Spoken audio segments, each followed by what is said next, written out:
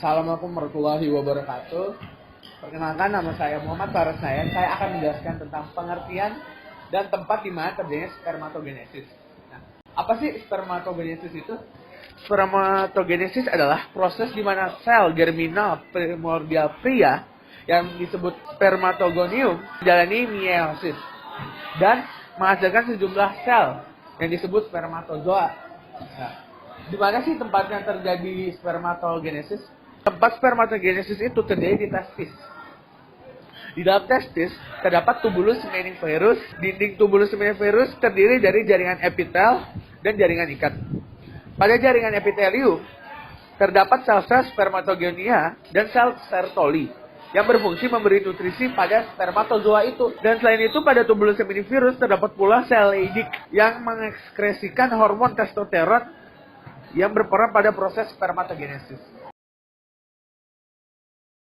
Selanjutnya saya akan membahas tentang proses spermatogenesis. Sebelum itu, spermatogenesis ini dipengaruhi oleh beberapa hormon. Yang pertama ada hormon FSH.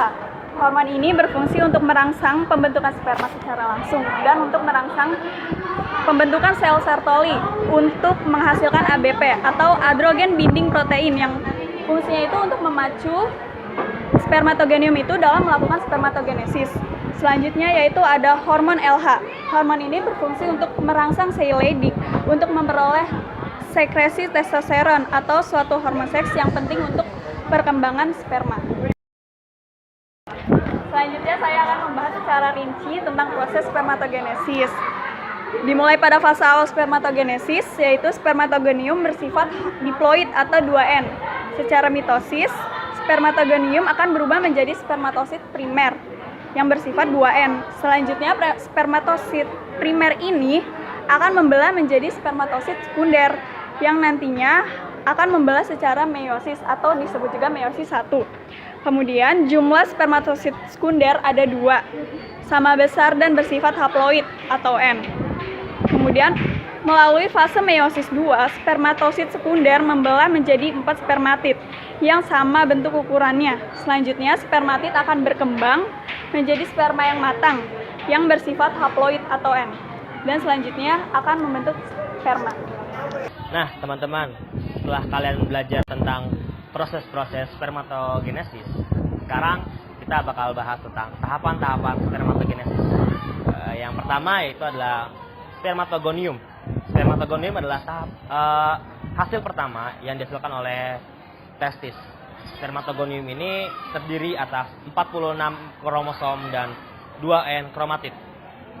Spermatogonium yang bermeiosis itu dipengaruhi oleh sel Sertoli, di mana sel Sertoli ini memberikan nutrisi-nutrisi kepada spermatogonium sehingga spermatogonium dapat berkembang menjadi spermatosit. Nah, selanjutnya ada tahapan meiosis.